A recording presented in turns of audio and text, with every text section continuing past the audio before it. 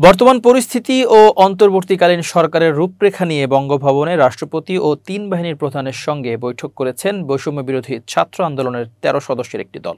মঙ্গলবার সন্ধ্যায় এই বৈঠক অনুষ্ঠিত হয়।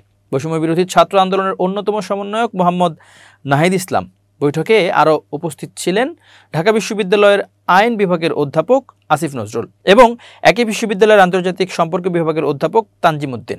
জানা যায়, মঙ্গলবার সন্ধ্যা ৬টা ৭ মিনিটে সেনাবাহিনীর একটি মাইক্রোবাসে বঙ্গভবনে প্রবেশ করেন ছাত্র আন্দোলনের ১৩ সমন্বয়ক সহ ২ অধ্যাপক।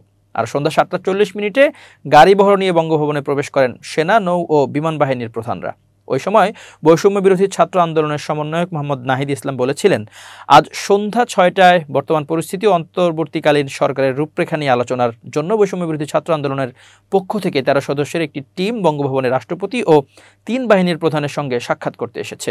সঙ্গে ঢাকা বিশ্ববিদ্যালয়ের অধ্যাপক আসিফ নজরুল এবং অধ্যাপক তানজিম উদ্দিনও রয়েছেন। এর আগে মঙ্গলবার ভোর ৪টার দিকে ফেসবুকে দেওয়া এক ভিডিও বার্তায় অন্তর্বর্তীকালীন সরকার গঠনের রূপরেখা দেয় বৈষম্য বিরোধী ছাত্র আন্দোলন। সেখানে নোবেলজয়ী অধ্যাপক ডক্টর মোহাম্মদ ইউনূসকে উপদেষ্টা করা হয় এবং তাদের এই ঘোষণার পর ডক্টর মোহাম্মদ ইউনূসকে নিয়ে নানা মহলে চলছে আলোচনা সমালোচনা।